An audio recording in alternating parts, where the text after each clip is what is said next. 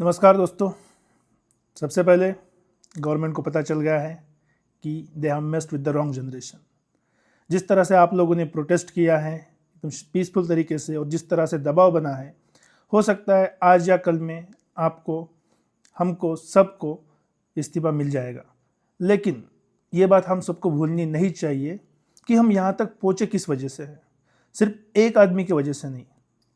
इसका सबसे main reason है हमारी एग्ज़ाम सिस्टम। और एग्ज़ाम को सबसे अच्छी तरीके से वो जानता है जिसने एग्ज़ाम दी है या फिर जो एग्ज़ाम के लिए प्रिपेयर कराता है। तो मैं सभी टीचर्स, प्रोफेसर्स, एजुकेटर्स से रिक्वेस्ट करूँगा कि वो अपनी तरफ से सजेशंस प्रोवाइड करें गवर्नमेंट को कि किस तरह से एक लीक प्रूफ एग्ज़ाम की जा सकती है, क्या क्या सजेशन हो सकते हैं। तो इसी पहल के तरीके ज़रिए मैं आप सब लोगों से मेरी तरफ से जो मैंने रिसर्च किया है, जो थोड़े बहुत मैंने इंटरनेशनल एग्ज़ाम्स के रिसर्च में मुझे पता चला जो जो पॉइंट्स होने चाहिए, मैं सबको शेयर करना चाहता हूँ। और हो सके तो ये एग्ज़ाम सिस्टम को इम्प्रूव करने में हेल्प करे, तो मैं चाहता हूँ कि ये आप सब तक पहुँचा सके। देखिए, जो रिफॉर्म्स मैं चाहता हूँ हमारे एजुकेशन सिस्टम में, उसमें मेरा सबसे पहला पॉइंट है कि किसी भी एग्ज़ाम का डिज़ाइन और प्लानिंग हमेशा 8 से 12 मंथ के पहले हो जाए। हो सकता है कुछ एग्ज़ाम्स जो है, जैसे कुछ एग्ज़ाम के लिए करंट अफेयर्स की डिमांड रहती है, तो वो करंट अफेयर्स का जो डिमांड है उसके लिए भी एग्ज़ाम आप 6 महीने के पहले ही डिज़ाइन किया जाए। अब उसमें हमको क्या क्या चाहिए? सबसे पहली बात तो जो भी एग्ज़ाम डिज़ाइनिंग करने वाली कमेटी हो, वो सिर्फ नेशनल कमेटी हो, कोई भी थर्ड पार्टी कॉन्ट्रैक्टर इसमें नहीं चलेगा, क्योंकि उनकी अकाउंटेबिलिटी से ये बच जाएंगे। अकाउंटेबिलिटी सिर्फ गवर्नमेंट के पास होनी चाहिए। उसके बाद मेरा दूसरा पॉइंट उसमें ही आता है एग्ज़ाम की डिज़ाइन में, कि जो सिलेबस है वो प्रॉपरली डिफाइन हो और उसका ब्लूप्रिंट एग्ज़ाम के नोटिफिकेशन के साथ डिस्प्ले किया जाए। उसके बाद हर एग्ज़ाम के लिए मिनिमम 1000 to 2000 क्वेश्चन प्रिपेयर करने चाहिए और हर क्वेश्चन को मल्टीपल इंडिपेंडेंट एक्सपर्ट से डिज़ाइन किया जाना चाहिए। किसी भी एक पर्सन को कंप्लीट पेपर या क्वेश्चन सेट कभी भी पता नहीं होना चाहिए। ये मेरा पहला पार्ट। सेकंड, जो मैं रिफॉर्म चाहता हूँ वो है क्वेश्चन पेपर कैसे बनाया जाए। मैं चाहता हूँ कि क्वेश्चन पेपर को सेट करने में, बनाने के लिए यूनिवर्सिटी के professors, senior school teachers, subject experts, psychometrician और लैंग्वेज एडिटर का होना बहुत ज़रूरी है। क्योंकि जब हम किसी एग्ज़ाम को पढ़ते हैं क्वेश्चन को, तो उसका मीनिंग डिफरेंट लैंग्वेज में डिफरेंट निकल सकता है। इसके बारे में यूपीएससी में भी ऐसा हुआ था जब विकास देवी कीर्ति सर ने इसके ऊपर डिबेट की थी। सेकंड, जो भी क्वेश्चन न्यूमेरिकल हो उसमें मैथमेटिकल वेरीफाइड होना ही चाहिए, कंपलसरी। लैंग्वेज वेरिफिकेशन होना चाहिए। क्वेश्चन का बायस भी चेक होना चाहिए कि क्वेश्चन किसी एक पर्टिकुलर चीज़ की तरफ बायस तो नहीं है। उसके बाद क्वेश्चन पेपर सेट होने के बाद उसका डिफ़िकल्टी एस्टिमेशन भी एक्सपर्ट लोग ही करेंगे। कोई भी अपने मन से ये नहीं बोलना चाहिए कि ये पेपर इजी था, ये पेपर डिफ़िकल्ट था या उसका सेट डिफरेंट है। तीसरा, और इसमें एक और इम्पॉर्टेंट पॉइंट ये है कि जो भी एग्ज़ाम सेट किया जाए वो उसका टाइम एस्टिमेशन भी सबके पास होना चाहिए। क्या होता है कि अगर एग्ज़ाम लेंदी हो गया तो बच्चों उसको अटेम्प्ट नहीं कर पाएंगे। अगर एग्ज़ाम ज़्यादा इजी हो गया तो शॉर्ट टाइम में निकल जाएगा, तो जो एडवांटेजेस है, डिसएडवांटेज वो हम नहीं बता सकते। सेकंड, हर न्यूमेरिकल आंसर को मल्टीपल टाइम्स चेक करना चाहिए, उसके आंसर को वेरीफाई करना चाहिए विथ डिफरेंट एक्सपर्ट्स। थर्ड, मेरा पॉइंट कि ये जो रिव्यू सिस्टम है, मल्टीपल रिव्यू, वो ऑब्वियसली बहुत सारे स्टेप से जाएंगी। एक्सपर्ट्स हो गए, लैंग्वेज हो गए, मैथमेटिशियंस हो गए एंड सो ऑन। तो वो मैंने पीडीएफ में दिया है, आप चाहें तो उसको लिंक से डाउनलोड कर सकते हैं। नेक्स्ट, उसके बाद है मेरा जो पॉइंट आता है कि जो हम एग्जाम पेपर सेट करते हैं उसकी एक पायलट टेस्टिंग होनी चाहिए। उसके एक मॉक एग्जामिनेशन जैसे पैटर्न, सेम क्वेश्चंस नहीं, डिफरेंट क्वेश्चन, लेकिन एक मॉक एग्जामिनेशन होनी चाहिए जो कोई डिफ़िकल्टी लेवल को चेक करेगा, डिस्क्रिमिनेशन इंडेक्स चेक करेगा, रिलायबिलिटी चेक करेगी एग्ज़ाम की, टाइम कितना लगता है उसको चेक किया जाए उसमें। सेकंड, उसके बाद फिर एक इम्पॉर्टेंट चीज़ जो आती है वो है कि एग्ज़ाम लीक हो ना पाए। अगर हो भी गई तो हमारे पास में बैकअप होना चाहिए। तो एट लीस्ट एक एग्ज़ाम के लिए मल्टीपल बैकअप होने चाहिए। कितने बैकअप? मैं जो चाहता हूँ कि एक एग्ज़ाम के लिए कम से कम 3 बैकअप प्लान होने चाहिए। Main exam, paper A, paper B और पेपर सी। ठीक है। और किसी को नहीं पता होना चाहिए कि अगर मेन एग्जाम लीक हो गई तो तीनों पेपर में से कौन सा पेपर आएगा, ये किसी को भी पता नहीं होना चाहिए, ठीक है। ओके, नेक्स्ट जो मेरा है वो है पेपर की असेंबली। सबसे पहली बात, ये इस बार नीट में जो प्रॉब्लम हुआ वहीं से स्टार्ट हुआ कि पेपर वहीं से लीक हुआ जहाँ पे पेपर असेंबल किया गया, सेट किया गया या फिर प्रिंट किया गया। तो जो सबसे पहला मेरा बात मैं उसमें मेंशन करना चाहता हूँ कि जहाँ पे भी पेपर फैसिलिटी है वहाँ पे इंटरनेट नहीं होना चाहिए, मोबाइल फ़ोन नॉट अलाउड, कोई यूएसबी डिवाइस नहीं, कोई कैमरा और कोई भी स्कैनिंग डिवाइस नहीं। हर जगह कैमरा होने चाहिए, बायोमेट्रिक एंट्री ही वहाँ पे होनी चाहिए और सिर्फ ऑथराइज पर्सनल्स वही जा सकते हैं। फिर चाहे वो किसी भी डिपार्टमेंट का हो, कोई भी सीनियर ऑफिशियल हो, वो वहाँ पे प्रेजेंट नहीं हो सकता unless he is authorised and sanctioned by the exam planning committee. Next, उसके बाद आता है प्रिंटिंग की बात। प्रिंटिंग जो होनी चाहिए वो मिलिट्री के सिक्योरिटी लेवल के अंदर ही होनी चाहिए। ये पैटर्न चाइना में ज़्यादा फॉलो किया जाता है, तो हम देख सकते हैं कि उनकी एग्ज़ाम जो है गाँव का वो काफ़ी सेफ और सिक्योर मानी जाती है पूरे वर्ल्ड में। तो उसके लिए क्या क्या पॉसिबिलिटी होनी चाहिए? तो कंटिन्यूस सीसीटीवी मॉनिटरिंग, कौन एंटर कर रहा है, कौन एग्जिट कर रहा है, सबको बायोमेट्रिक एक्सेस विथ लॉग कि वो कौन से टाइम पे एंटर किया, कौन से टाइम पे एग्जिट किया। उसके पास किसी भी तरह का कोई इलेक्ट्रॉनिक गैजेट वो अंदर लेके नहीं जा सकता, वो सिर्फ मॉनिटर कर सकता है। सेकंड, आम जो पुलिस है और या उसके लेवल की इक्विवेलेंट सिक्योरिटी, चाहे कोई भी डिफेंस हो सकता है, वो उसको गार्ड करनी चाहिए। गवर्नमेंट का रेस्ट्रिक्टेड प्रेस होना चाहिए, मतलब कहने का मतलब है जो गवर्नमेंट से जो असाइंड लोग हैं बस वही जाने चाहिए और कोई नहीं। नेक्स्ट, रूम हमेशा सील होनी चाहिए और जो भी एंट्री एग्जिट है उसको कंट्रोल किया जाना चाहिए, कोई भी आएगा जाएगा ये नहीं चलेगा, ठीक है। और उससे भी ज़्यादा एक बहुत इंपॉर्टेंट है, प्रिंटिंग जितनी की है एग्ज़ाम की, हर एक पेज काउंट होना चाहिए, उसके ऊपर सीरियल नंबर होना चाहिए, ताकि जितने एग्जामिनर वहाँ पे हम लोगों ने उसके लिए साइन अप किया है उतने ही एग्ज़ाम पेपर काउंट होंगे, उससे ज़्यादा नहीं, ठीक है। और हर इसकी काउंटिंग आफ्टर एग्जामिनेशन और बिफोर एग्जामिनेशन मैच होनी चाहिए। अगर एक भी पेपर लीक माना जाएगा या फिर गुम हुआ माना जाएगा तो हम ये समझ सकते हैं कि ये एग्ज़ाम में कहीं तो भी कोई तो भी गड़बड़ी हो चुकी है। तो उसको ट्रैक करने के लिए आप उसको सिंपली सीरियलाइज कर सकते हैं उस चीज़ को, ठीक है।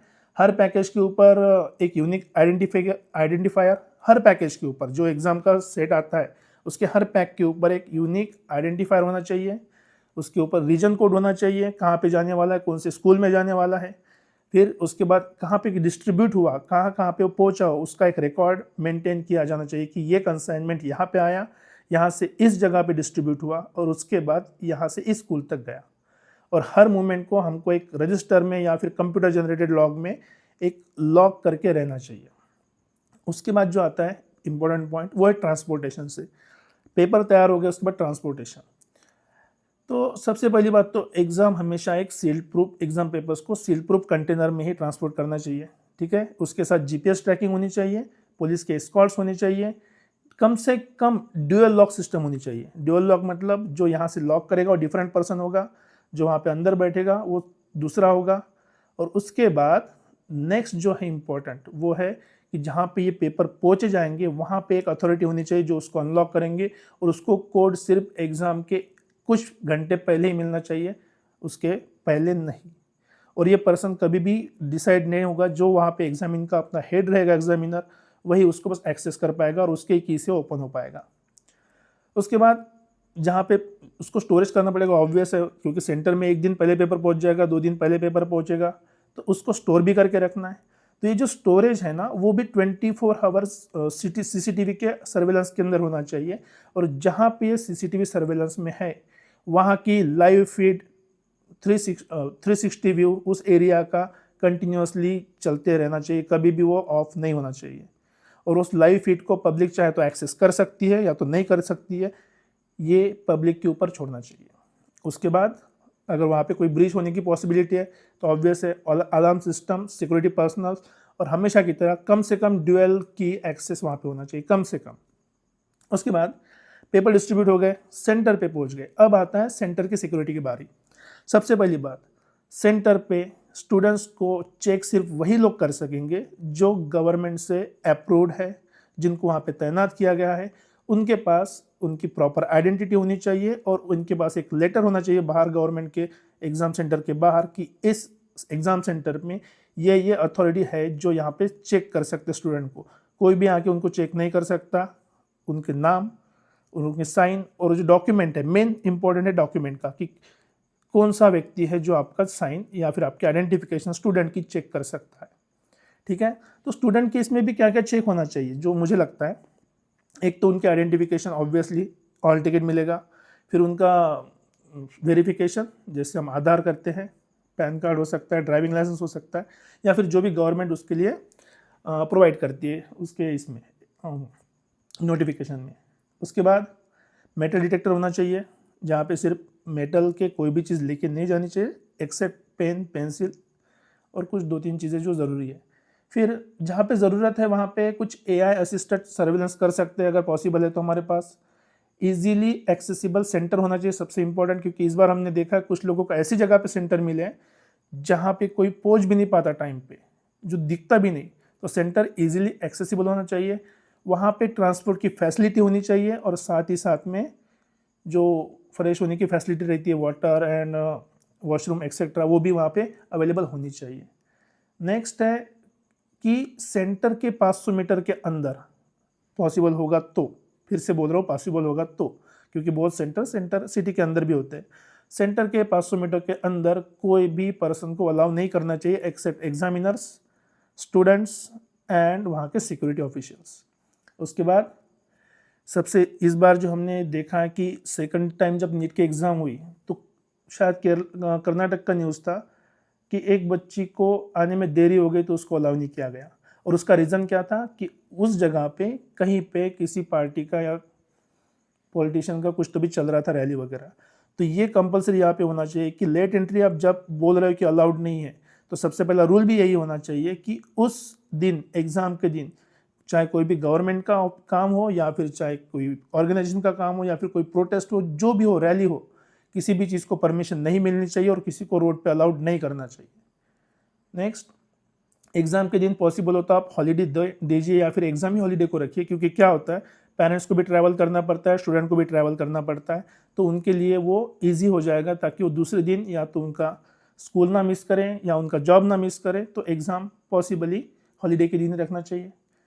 नेक्स्ट पॉइंट जो इसमें भी आता है फिर से कि एग्ज़ाम सेंटर हमेशा जहाँ पे हमने ऑप्ट किया है कि मुझे इस सिटी में एग्ज़ाम चाहिए, वो सिटी के आसपास या फिर विद इन कम्यूटेबल डिस्टेंस ही होना चाहिए। ऐसा नहीं हो सकता है कि अगर मैंने एक स्टेट में, फॉर एग्जांपल महाराष्ट्र में मांगा है और मुझे एग्ज़ाम सेंटर मिल गया तमिलनाडु में या फिर दिल्ली में या फिर चंडीगढ़ में, ये नहीं होना चाहिए। क्योंकि क्या होता है, ट्रैवल में मुझे पता नहीं चलेगा कितना टाइम लगेगा, कभी डिले भी हो सकता है, और वहाँ पे जाने के बाद भी मुझे हेल्प मिलेगी इसकी कोई गारंटी नहीं, टाइम पे पहुँचूंगा उसकी भी कोई गारंटी नहीं। नेक्स्ट, और जो हम लोगों ने खुद फेस किया है कि जब हम एग्ज़ाम को जाते हैं तो हम ट्रैवल करके जाते हैं तो हमारे पास में कॉन्टैक्ट के लिए, पेमेंट के लिए मोबाइल रहती है, बैग रहती है। बहुत जगह पे मोबाइल और बैग रखने की फैसिलिटीज़ प्रोवाइड नहीं होती, और कुछ लोग रखते भी है तो उसके लिए चार्ज करते हैं, जो कि स्टूडेंट्स है। स्टूडेंट से चार्ज नहीं करना चाहिए, तो वहाँ पे उनके लिए व्हीकल पार्किंग, मोबाइल रखने की जगह और बैग रखने की जगह safe and secure, free of cost भी होनी चाहिए, कंपलसरी। अब आगे हम सेंटर तक पहुँच गए, उसके बाद आएगा एग्जामिनेशन हॉल की बात। तो एग्जामिनेशन हॉल के अंदर कुछ चीज़ें बहुत इंपॉर्टेंट है। सबसे पहले एक रूम में 2 या 2 से ज़्यादा इन्विजिलेटर होने चाहिए ताकि चीटिंग ना हो सके। उसके बाद हर सेंटर की कंटिन्यूस मॉनिटरिंग होनी चाहिए और लाइव फीड जो है उसको कम से कम रिजल्ट लगने के बाद या फिर रिजल्ट लगने के बाद 5-6 महीने तक उसको सेव रखना चाहिए कि इन केस किसी तरह की डिस्क्रिपेंसी हुई तो उसको चेक किया जा सके। फिर जो इंस्ट्रक्शन है वो स्टैंडर्डाइज होनी चाहिए, वो तो हम देते हैं, लेकिन फिर भी एक फिक्स सीटिंग प्लान, ऐसा ना हो कि कोई यहाँ से अपने मर्जी से उठा के दूसरी जगह पे बिठा दिया, कोई सिस्टम खराब हो गया। अगर सिस्टम खराब हो ही गया है तो उस कंपनी की रिस्पॉन्सिबिलिटी है कि एग्ज़ाम से पहले उस सेंटर को सबके लिए प्रोवाइड किया जाए। नेक्स्ट, मोबाइल फ़ोन को बैन हम लोग करते हैं, लेकिन आप देख चुके हो कि बहुत एग्ज़ाम में ऐसा होता है कि मोबाइल फ़ोन बैन नहीं होते, स्टूडेंट्स भी लेके जाते हैं और जो एग्जामिनर्स है वो भी है। तो मोबाइल फ़ोन को कम्प्लीटली सेंटर से बैन करना चाहिए, चाहे वो एग्जामिनर्स हो या फिर स्टूडेंट्स हो या फिर सिक्योरिटी पर्सनल्स हो। जब तक एग्ज़ाम चल रही है तब तक सबके मोबाइल आउटसाइड रहेंगे, स्विच ऑफ रहेंगे, कोई भी सेंटर के अंदर मोबाइल लेके नहीं जा सकता। अगर कोई आपको कम्युनिकेशन करना ही है, आप वॉकी टॉकी यूज़ करो या फिर लैंडलाइन का यूज़ करो, बाकी कुछ नहीं चलेगा। नेक्स्ट, जो मैंने लेट एंट्री के बारे में बताया था, तो आपको पता ही है कि अगर कोई एग्ज़ाम के लिए लेट होता है तो सबसे पहली बात तो किसी भी प्रोसेस एग्ज़ाम के टाइम पे किसी भी लीडर की, किसी भी पार्टी की, किसी भी गवर्नमेंट की, कोई भी ऑफिशियल की, किसी तरह की कोई प्रोटेस्ट, रैली, कुछ अलाउ नहीं होना चाहिए। उसके बाद अभी चीटिंग को रोकने की ऑब्वियसली सबकी इच्छा रहती है कि चीटिंग होनी नहीं चाहिए, तो उसके लिए क्या कर सकते हैं, जो कुछ चीज़ें हमने बताई है उसमें से मैं कुछ ऐड करता हूँ। मेटल डिटेक्टर्स जो हम पहले करते हैं, रेडियो फ्रीक्वेंसी मॉनिटरिंग होनी चाहिए, एआई असिस्टेड एनालिसिस, ताकि अगर कोई नर्वस दिख रहा है, कुछ हो रहा है तो हम उसको ट्रैक कर सकें। वायरलेस सिग्नल डिटेक्शन की आजू बाजू में कहीं पे वाईफाई तो नहीं चल रहा जो आपके पेपर को हैक करने का, आपके सिस्टम को हैक करने का ट्राई कर रहा है, वो होना चाहिए। स्मार्ट सर्वेलेंस, अभी एआई के हिसाब हेल्प से हम ये चीज़ कर सकते हैं तो उसको अचीव करना चाहिए। हमारे पास काफ़ी highly educated, highly talented IT officials है, आईटी वर्कर्स है, आईटी प्रोफेशनल्स है जो इस सिस्टम में भी मतलब इसमें काम करते हैं, उनकी हम हेल्प ले सकते हैं। नेक्स्ट, फिर आता है हमारा कि एग्ज़ाम होने के बाद क्या करना है। तो एग्ज़ाम होने के बाद ऑब्वियसली हम या तो पेपर कलेक्ट करते हैं, अगर ऑफलाइन एग्ज़ाम हुई तो, अगर ऑनलाइन रहे तो सबमिट करते हैं। तो अगर पेपर कलेक्ट करना है तो उसके लिए 3 चीज़ें सबसे इंपॉर्टेंट है। आंसर शीट और क्वेश्चन पेपर, जो भी आंसर शीट और क्वेश्चन है उसको प्रॉपरली काउंट करना चाहिए, और काउंट होने के बाद ही वेरीफाई किया जाए और वहीं पे उसको सील किया जाए सबके सामने। काउंट होने के बाद उसको वहीं पे सर्वेलेंस के अंदर विद सीसीटीवी कैमरा वहीं पे साइन और सील किया जाए।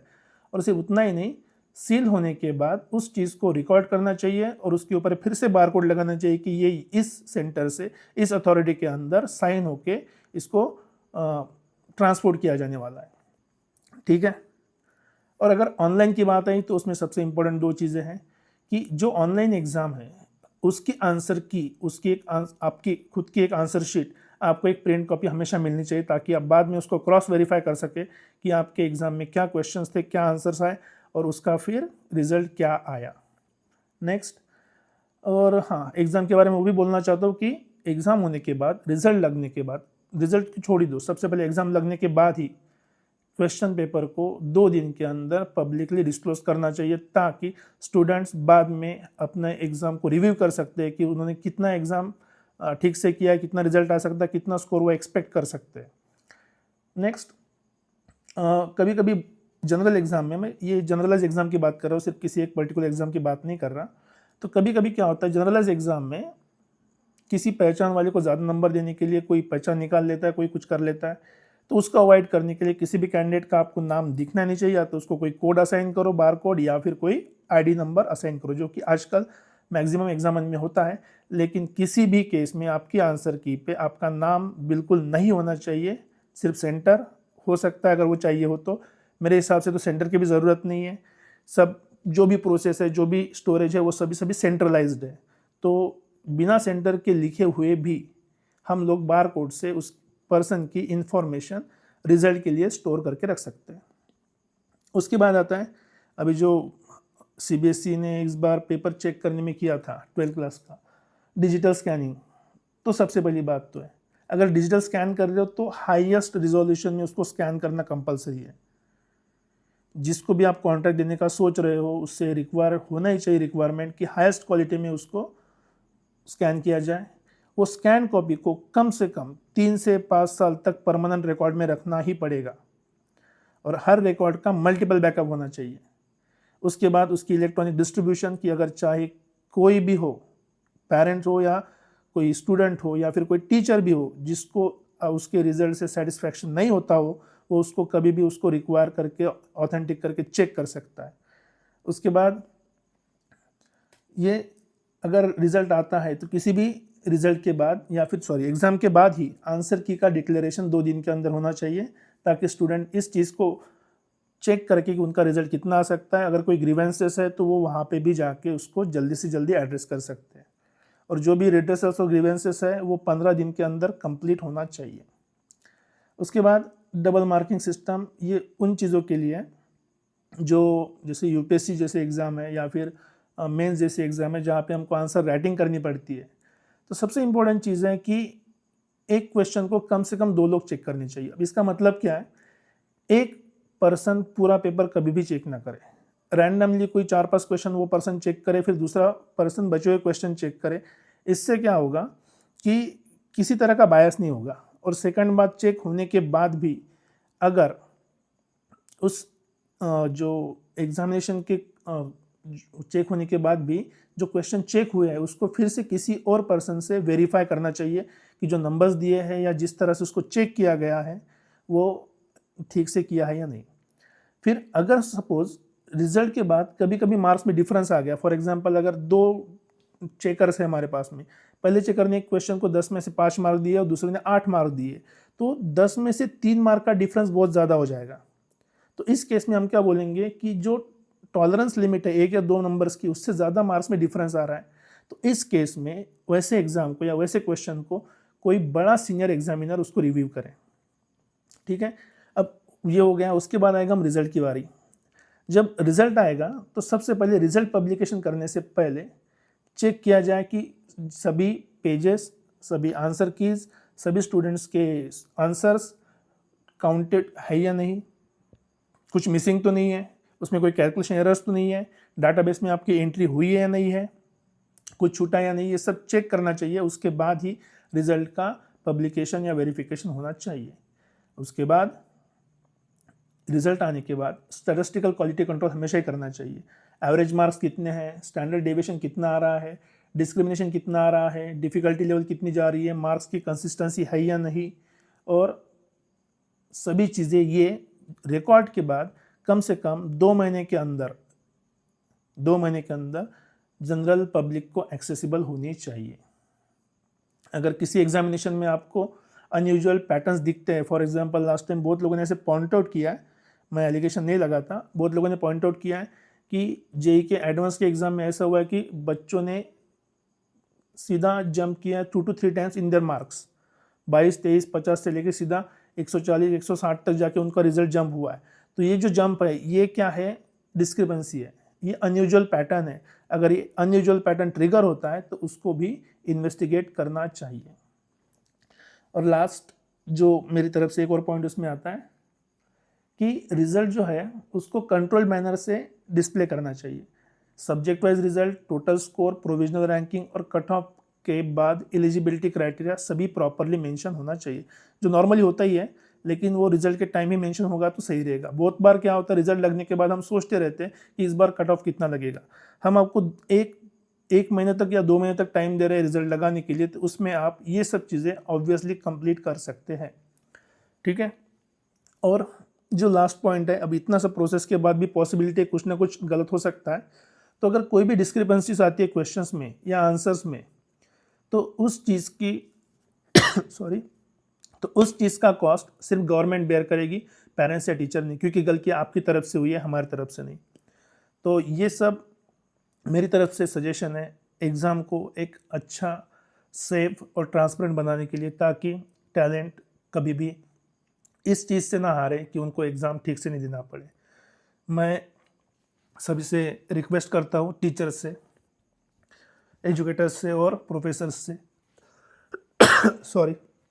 कि अगर इन सब चीज़ों में आपको और कुछ ऐड भी करना है तो आप ऑब्वियसली सजेशन दे सकते हैं। और मैं सबसे ये रिक्वेस्ट करता हूँ कि ये वीडियो जितना हो सके सभी लोगों तक पहुँचाइए। खासकर अभी सीजीपी की प्रोटेस्ट में, जो कि मैं मानता हूँ अभी सिर्फ ये सीजीपी का प्रोटेस्ट नहीं रहा, ये पूरे स्टूडेंट्स का प्रोटेस्ट हुआ है, पेरेंट्स का प्रोटेस्ट हुआ है, हमारे फ्यूचर के लिए प्रोटेस्ट चल रहा है। तो जितने ज़्यादा लोगों तक ये पहुँच सके उतने ही ज़्यादा ये सजेशन हमारे एग्ज़ाम कमेटी में इंक्लूड हो। हम नहीं चाहते कि वो अपने हिसाब से कोई रूल्स बनाए जिसके बारे में हमको पता ही ना हो और हम उसके ऊपर बाद में कोई कमेंट ना कर सके। तो सभी से मेरी रिक्वेस्ट थी, अभी आपके सजेशन कमेंट बॉक्स में ऑब्वियसली वेलकम है। आई होप कि ये आने वाले जनरेशन के लिए एक अच्छी एग्ज़ाम का सिस्टम तैयार करने में हेल्प करे। और साथ ही साथ में अगर मैं इस बारे में भी सोच रहा हूँ कि जो हमारा सिस्टम, एजुकेशन सिस्टम, उसमें सिलेबस, उसमें ग्रेडिंग इसमें किस तरह से कुछ चेंजेस किए जा सके ताकि हमारे बच्चों को आगे जाके सोसाइटी में, पूरे वर्ल्ड में कहीं ना कहीं पे तो भी एक स्टैंड मिले। अगर आप चाहते हैं कि हम लोग इस पे भी डिस्कस कर सकते हैं तो कमेंट सेक्शन में लिखना भूलिए मत। थैंक यू, मिलते हैं अगले वीडियो के साथ। जय हिंद।